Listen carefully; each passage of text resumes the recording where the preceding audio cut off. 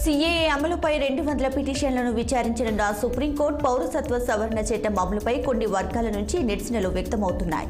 సీఏఏను సవాల్ చేస్తూ సర్వోన్నత న్యాయస్థానం సుప్రీంకోర్టులో పిటిషన్ దాఖలు చేశారు.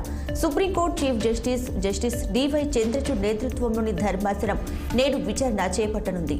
సీఏఏ అమలు, పౌరసత్వ సవరణ నిబంధనలు 2024పై 200కు పైగా పిటిషన్లు దాఖలయ్యాయి.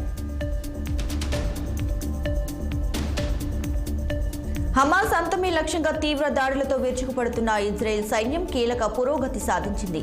గత వారం జరిపిన దాడుల్లో Hamas number 3 commander Marwan Issa హతమయ్యాడు. ఈ విషయాన్ని America national security adviser Jake Sullivan ప్రకటించారు. హమాస్ మిలిటరీ డిప్యూటీ కమాండర్ అయిన ఇస్సా సెంట్రల్ గాజాలో ఇజ్రాయెల్ జరిపిన ఎయిర్ స్ట్రైక్ లో మరణించినట్లు అమెరికా పేర్కొంది. గత 5 నెలలుగా కొనసాగుతున్న దాడుల్లో హమాస్ టాప్ కమాండర్ మృతి చెందడం ఇజ్రాయెల్ అతిపెద్ద విజయంగా భావిస్తున్నారు. హమాస్ మిలిటరీ అధిపతి మహమ్మద్ దీప్ డిప్యూటీగా ఇస్సాను పేర్కొంటారు.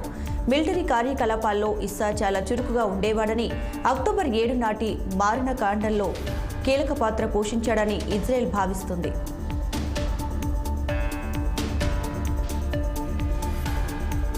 రష్యా అంటే వ్లాదిమిర్ పుతిన్ అంటే రష్యా. ఇది మరోసారి రుజువైంది. విమర్శలు ఎన్ని ఉన్నా అనుకున్నది సాధించి చూపడంలో తనదైన శైలిని సొంతం చేసుకున్న నేత వరుసగా 5వసారి అధ్యక్షునిగా రికార్డు స్థాయిలో 87.29% ఓట్లతో నెగ్గారు.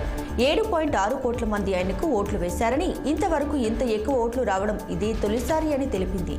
దశాబ్దాలుగా అధికారంలో ఉన్న అక్కడక్కడ కొంతమేర అసంతృప్తి గళాలు వినిపించిన ప్రత్యర్థులు అనూహ్యంగా అంతర్ధానమైపోతున్నారనే ఆరోపణలున్నా పుతిన్ మాత్రం విజేతగా తనను తాను ఆవిష్కరించుకున్నారు.